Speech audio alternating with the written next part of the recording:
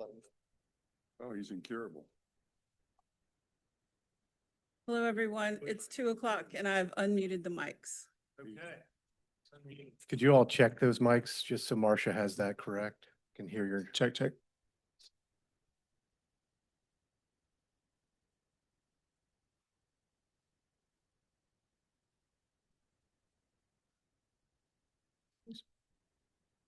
Good afternoon.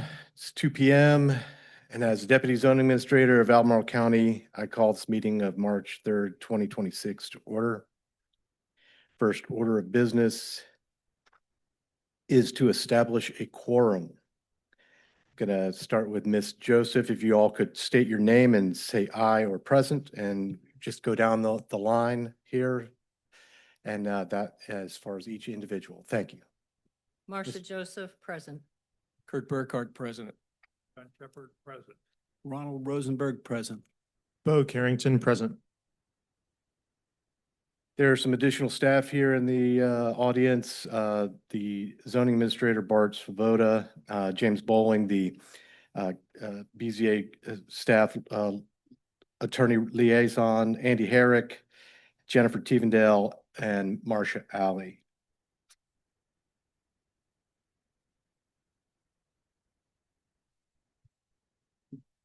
The next order of business is the election of officers. Introduce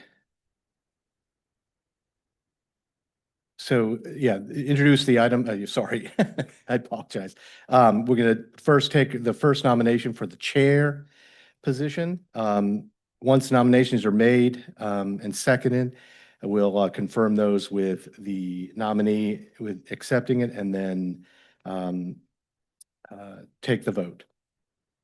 I would like to nominate as a slate, Mr. Burkhart for the chair role, Mr. Rosenberg for the vice chair role, and Ms. Joseph for the secretary role.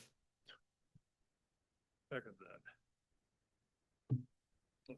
There's a nomination of the slate for the three positions and a second by Mr. Shepherd.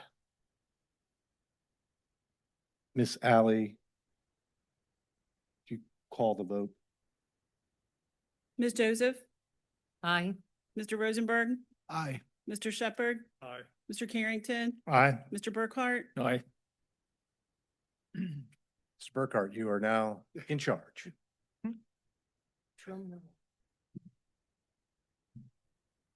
Congratulations, sir.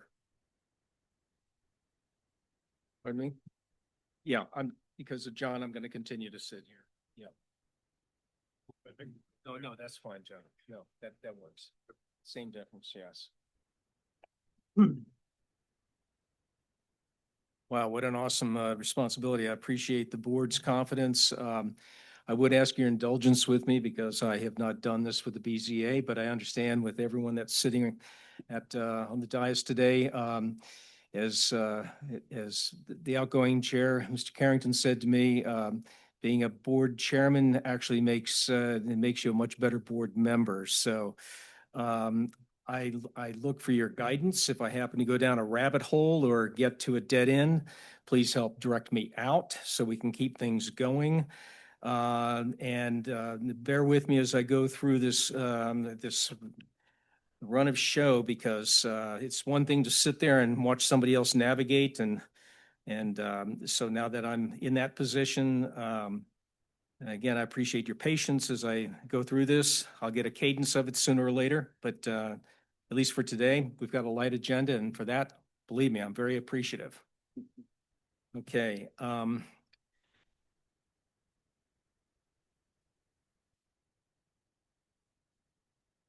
Okay, the next order of business on the meeting agenda for today, since we have no public hearings, which is item number 4.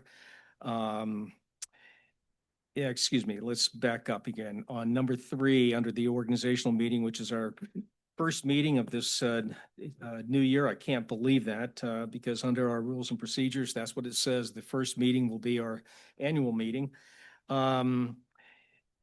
I'll ask the members if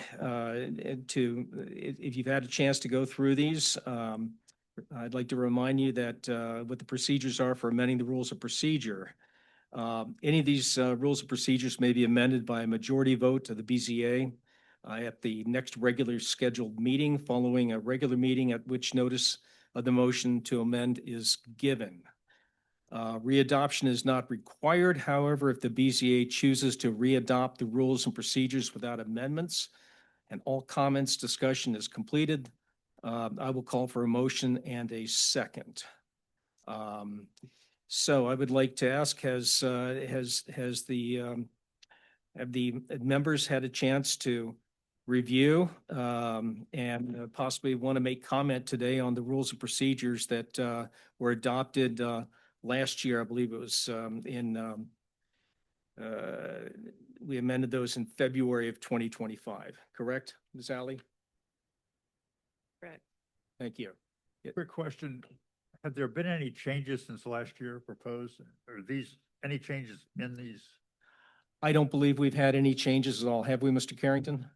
Not to my knowledge. I'll just add while I have the mic that, it's my opinion that we did make some changes in this version, and we haven't had enough, meetings. We haven't had very many reps with these rules of procedures in place. So, I don't feel like they've been, tested enough for me to have any strong opinions about additions or deletions. So, I'm comfortable with moving forward as they are.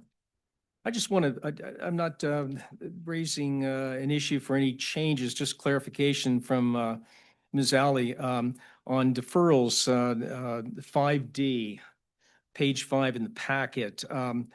Are we mentioning this section which covers tie votes in an appeal in the opening remarks at the start of a public hearing? I think that we've had a fair amount of discussion with that following a case that we had, my gosh, maybe 2 years ago on a tie vote. And I think that we all felt quite strongly that that should be part of the instructions for so the appellant would at least know what the options are in the event of a tie vote. Hang on just a second. I'm looking. Towards the bottom of page 7. I can probably address that. So I don't believe there's formal procedure that's been adopted that we announce that could be part of, if the BZA chooses to make that either by policy or by amending these, we could do that either way. The state code actually places the burden on the appellant to do that. I guess it's up to the BZA on how they would want to handle that. But I would say that we would want to be consistent in that, however we did do that. Comment? I was just gonna maybe add and ask that, as that's a fairly uncommon occurrence in my experience, I think my recollection is that we also have the chance to communicate that in the letter that is sent to the appellant Okay. afterwards. So Sounds that good. might be the best way to handle it if it doesn't happen very often. And if it does actually happen in the future, we just make sure that we include that in the letter. Fair enough. I just want to make sure that perhaps if others agreed that that was covered, because I think that's a big part of the process to have that understanding. Mr. Burkhart, if I understood you correctly, you are referring to the Board of Zoning Appeals in-person meeting guidelines that are read prior to a public hearing? Yes, but I think Mr. Carrington just covered how we. I was reviewing those while you guys were chatting, and it's not mentioned there. It's more about the timeframes and the time limits for the public hearing process. Thank you. I'm agreeing with Mr. Carrington. It probably should be in the approval or denial letter. And even though it's a burden placed on the appellant, I think Albemarle County has always been one to make sure that everybody knew everything that they needed to do as part of the procedure. So I think it's just good for us to be good to the public. I just want to remind everyone to speak directly into your mics if possible. Mr. Chairman, can I ask a question? Yes, you may. Actually, this is for the county attorney or his assistant about, to your knowledge, Were there any changes to the Virginia Code made last spring? That's the first question. The second one, are you aware of any proposed changes that the General Assembly might be considering that are relevant to what we're talking about today? So, Mr. Rosenberg, Andy Herrick, County Attorney, I'm not aware of any changes, legislative changes regarding these procedures. Okay, good. I just wanted to be sure that we didn't go through this process and have the Virginia Code changed, and then all of a sudden we have to do it again in 3 months. Thank you.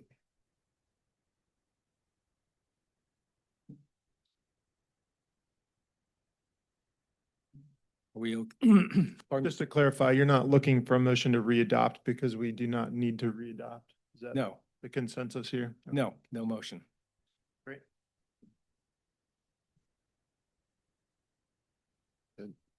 Yeah, we should actually readopt them.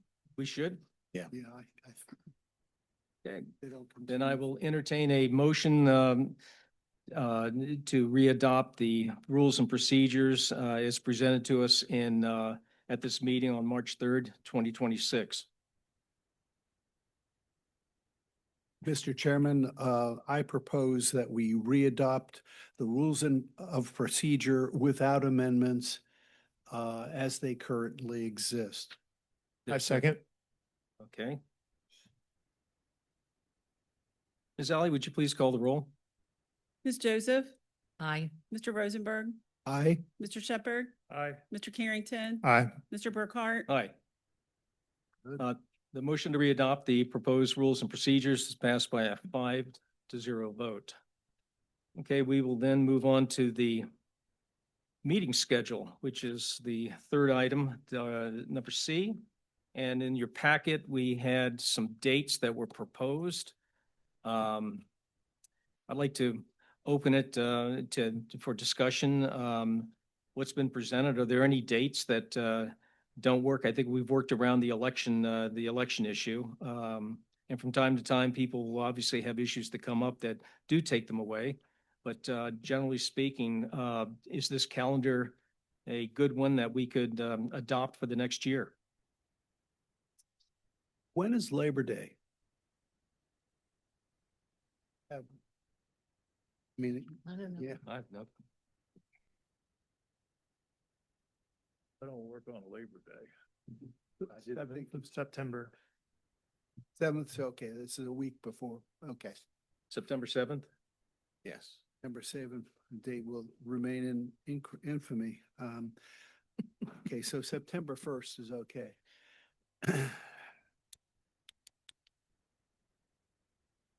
And November 10th is the work around the election date, is that, Yes. that's why it's in bolded, type, okay.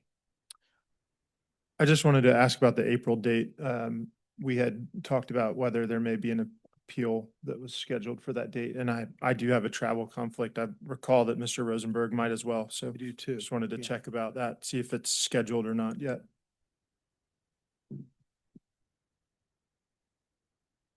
Yeah, right now we're just working on the calendar. We'll address the pending appeals. Okay. Afterwards, huh? Afterwards, yes. All right, well, I will disclose that should a meeting arise on April 7th, that I will be unable to attend in person at the very least. And I will be out of the country on that date until the 20th of April. Until the 20th? Correct. Okay. Mr. Carrington, you were working with the zoning administrator on a possible another date, and I heard some interaction back and forth. Do we anticipate something later in the month, perhaps?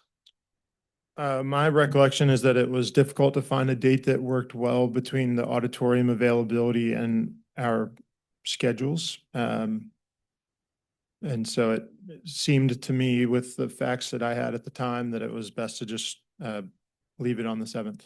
Okay.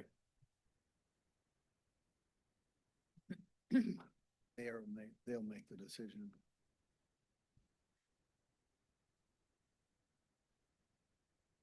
So what I will ask, as far as the, I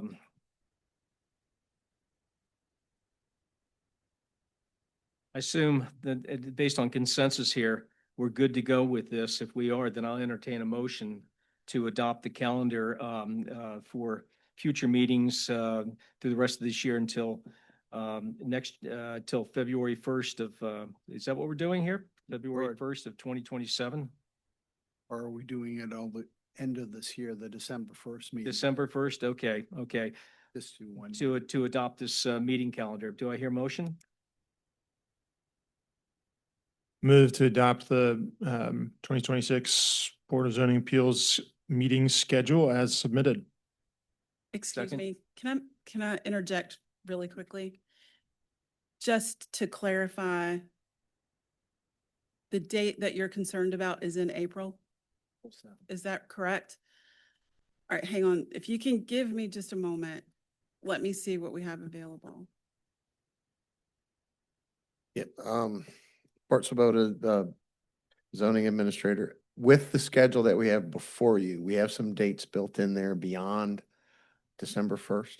Right, so what you're, if you approve just what you have in front of, if you approve that December motion, then we will be meeting in December because it's not pushed far enough to do the January meeting, Right, the organizational meeting or the year following. right. So we'll have to meet twice. We'll have to meet in December and January. So the recommendation is that you adopt the schedule as proposed. That gives us that leeway to be able to have this first organizational meeting, possibly say February with an application versus January just to have the organizational meeting. That's been kind of customary. If the BZA wishes to change that, that's fine. But that's the reason that the schedule kind of runs beyond. Way extended it. Yes. So, excuse me, so should we propose this, so we're talking 16 months? You propose what is laid out here. And we're already, actually, we're in February. Oh, wait a minute, this is, March now. we're in March. So March 03, okay, February 03. Okay, so I have no opposition to extending that if it provides a target for the organizational meeting in January mostly. Yes. Now, let me ask this question. Should there be an appeal, which hypothetically there could be, we would also do an appeal if there was in January. Correct. Yes. Okay, okay, okay. And so what what you're stating is the organizational meeting will be in January, correct? That it's Okay. the first meeting of the year. We target it in January. Mhm. And we will take a straw poll to see around the holidays who's available. And if we have a scheduled appeal or other application, then we will hold that meeting, right? Okay. Regardless. If we don't, because we have our timeframes, we have to meet under state code on any of those applications. If we don't, then we try and coordinate it with everyone's schedule, but not let it go too far as to, which is why we're doing this, we felt like March is far enough to put off the organizational meeting Mhm. versus that first, like, if I use this year as an example, I think it was like January 2nd, right? The day after the holiday was the BZA meeting. Can I ask a question? I don't know if this is for you or for the county attorney. If we don't adopt the new procedural rules, would any action in an appeal be lawful? Mr. Herrick, do you have an opinion on that? I don't know. I do know that it creates unnecessary complications, and the reason that staff has prepared an organizational calendar that goes over into, or a proposed calendar that goes into next year is to set the stage for the organizational meeting next year. And so there's some question as to if the board just ends 2026 without a meeting Right. scheduled in 2027, the ability of this body to convene for its organizational meeting. Is there a reason why the body has to adopt every year procedural rules? or why there cannot be permanent procedural rules adopted that could be amended if need be. One of the reasons for that is that the board's rules and procedures include virtual meeting, remote participation, and state law requires that the body have a remote participation policy that's adopted annually. So if it weren't done as part of the rules and procedures at the outset of the year, it would need to be done at some point during the year. Well, for this remote. If participation. for nothing else than for the remote participation component of the rules of procedure. Okay. So without that, we could establish a set of rules and just let them roll. But with that, we must do this annually. The rules of procedure, yes. And the Board of Supervisors does that, the Planning Commission does that, Really? most of the county public bodies do, and especially now that there's the remote participation I see. component. That's what really triggers the need to readopt these on an annual basis. Okay, thank you. Thank you. Yeah, just on the calendar extending into 2027, it's my personal opinion that having the additional flexibility to push the organizational meeting farther out should a appeal or variance request not materialize, that's beneficial in conserving resources. So I would like to go ahead and approve it as submitted through April 27. That's my opinion. Any further discussion on that? Would you care to offer that motion? Sure. I move to adopt the Board of Zoning Appeals schedule as submitted. There's a second. Second. Second? Second round. Will you please call the roll? Ms. Joseph, Aye. Mr. Rosenberg, Hey, Mr. Shepherd, Aye. Mr. Carrington, Aye. Mr. Burkhart, Aye. Okay, the motion to adopt the proposed meeting schedule for 2026 with those additional dates through 2027 has been carried by a 5-0 vote. Okay, we'll move on to the next item. No public hearing today. We'll take a look at the December 2nd, 2025 minutes, and I will open the floor for discussion as to, did anybody see anything in here that needs to be amended, added, clarified, deleted, anything? I found on page 14, just something that may be misleading. It's the 1, 2, 3, 4, 5, 6 paragraph down, starts with Mr. Sipe presented a letter sent by his client to the county. He never presented that to this board. He talked about it and I don't, maybe waved it around, but Mhm. we were not presented with that letter. So if we can find some other language that says he talked about the letter, he referred to the letter. Yeah, but he did not present the letter. Correct.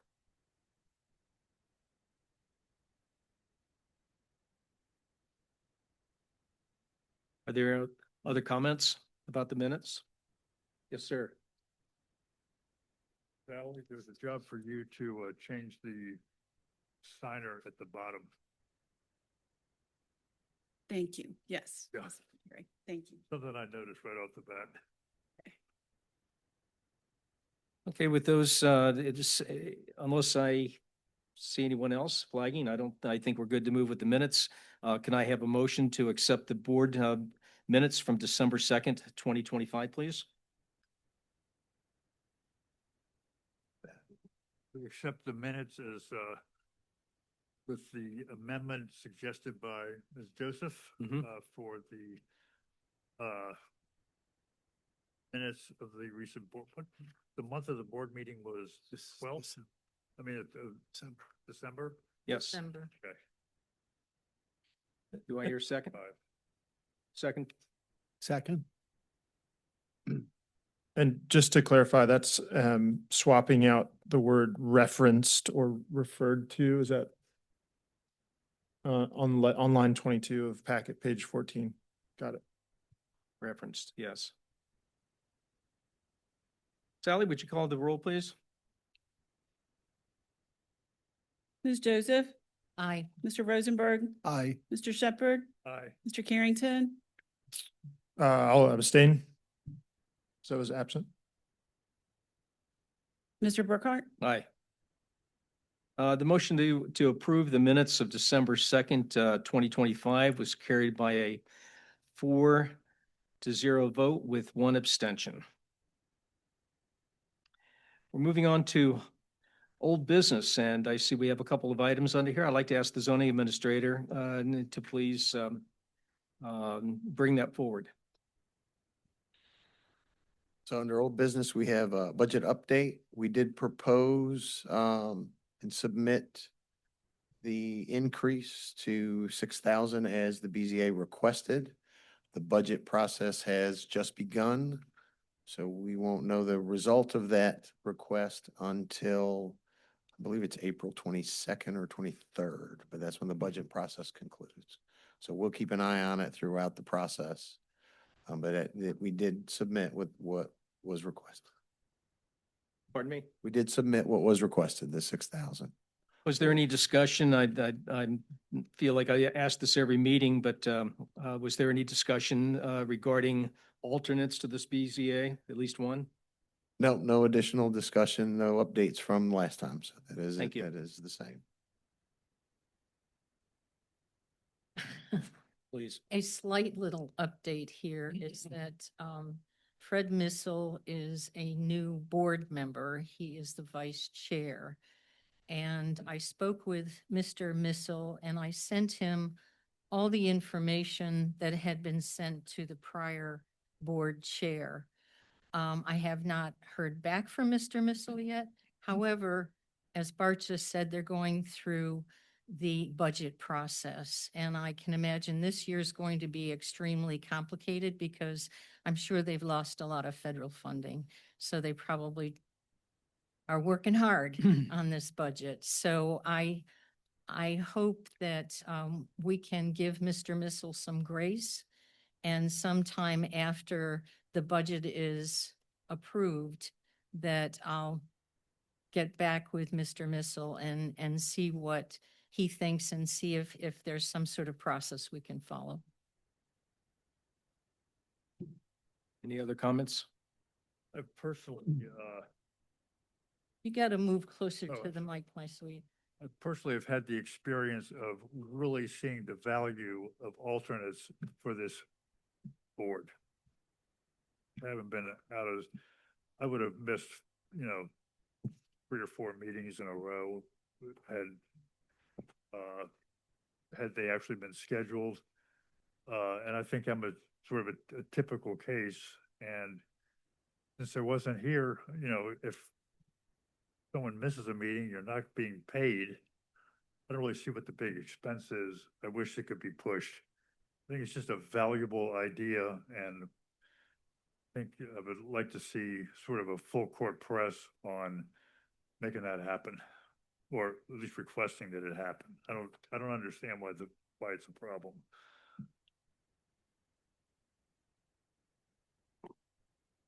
Any other comments on this subject? Okay. Seeing none, we'll move on to the application process. I think that's the other part of the old business before us. Would you care to continue? I believe we had some questions during the last application about staff's assistance on how things are filled out within the office, things like that. So we did some research on that particular application and got with our staff, and the applicant came in and asked for assistance. We have 2 kiosks in the lobby. And the way that staff operates is the applicant will sit in the chair, open their account, and they submit their information with some guidance on how to follow through with our electronic submittals. So all our submittals are currently electronic, and we provide that service on a daily basis. We do about 200 walk-ins a week. That's our average, 45,000 phone calls a year.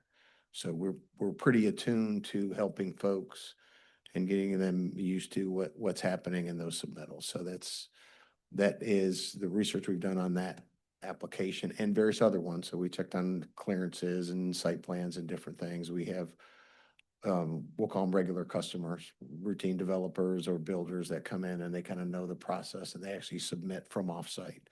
But we have folks available to assist with setting up accounts and doing submittals. I can also add that we have taken the information that was on the paper application and clearly identified it where on the now electronic version in multiple areas, that information, the different things that they have to submit. So that is identified now.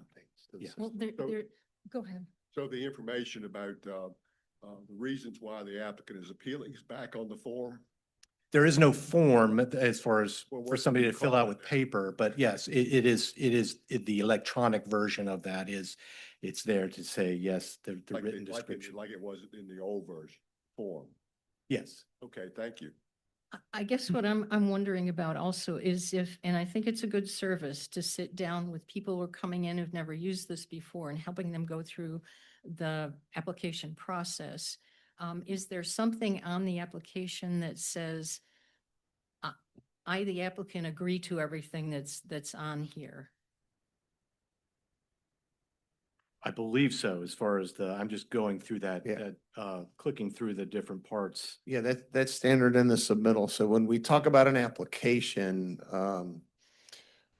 it's an online form, right? So you're gonna fill out, it's gonna ask for your name. Fill Sure. out your name, your email address. You got to upload certain documents. You can't proceed without that.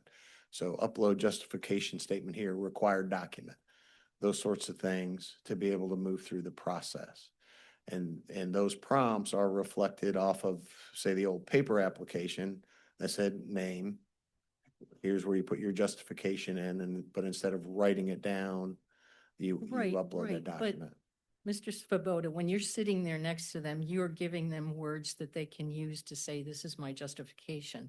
And I just want, there's something in there that they acknowledge the fact that they agree with everything that's written in there. I guess that's what I'm thinking. And honestly, it's because I've just come off something in what I do for a living that makes me realize that when someone is helping someone to put the information within the system, that you've got to make sure that this person understands what's going in as you're helping them. That's all I'm interested in at this point. And I think our front office staff do a good job with that, with the number of folks that they help. They're not putting any words in anybody's mouth. They're just making sure the right fields are filled out and the proper information is uploaded. Yeah, I wasn't implying that. It's just that I know that I would have a propensity to help somebody more than I should. Is what I'm saying. That's all. Yeah, we do also a QC on those applications. To say if things are missing, like we will let them know that if a box is missed or a document is not there, we ask them to provide the additional information or in this case, a justification statement. Whether that's a plan, some people might accidentally upload their grocery list as opposed to their sketch plan for their variance. So we'll tell them, well, this isn't sufficient for us to comment on or to review. We need a more accurate representation of what the property is like. So that happens also throughout the process. Some folks just don't. It's rare, but sometimes they don't. Thank you. Yes, ma'am. Mr. Shepherd. If we found this to be sort of an ongoing problem, I can just tell you from the election world, it's a totally routine thing for a person who has trouble voting for whatever reason. They just have to sign a little affidavit saying, this guy helped me. And the person who helped him has to also sign it saying, I only am representing what he told me. And it's extremely routine. We've got a pad at the election where you just pull them off, takes 2 minutes to fill it out. But it clarifies the whole thing. For one-time knockoff, I don't see any point in worrying about that, but if it's an ongoing thing, or if there's a potential problem where, an appellant could sort of blame the staff person for steering them in the wrong way, you'd wish you had done that. Yes, we, staff keeps an eye on the process. And we will monitor this amongst other things, and any improvements that we can make, like Mr. Shepherd is suggesting, we'll surely implement those. Well, as the course of the public hearing, it's always your option to ask the appellant that comes in whether you have had, whether you were provided any assistance by county staff on the completion of the application. You can always ask that.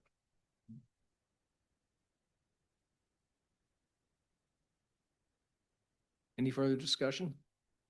No? Okay. Then we'll move on to the, let's see here, just done the application process. Upcoming meeting information. I understand that the deputy zoning administrator is going to provide us with an update. So there is an appeal that has been filed. We are in the process right now of working out it was an appeal of a violation. So they're working those particulars out as far as to abate that violation. And thus they have requested the current timeframe for the April meeting. But if we anticipate that it can get done before that meeting, or any of the packets and things like that go out, that we would have that resolved, or they would request, more than likely. This has to do with some intricacies of ownership of property and different things that we're just back and forth on. It's nothing deliberate in the sense of the property owner. So we're trying to work with them to resolve that particular.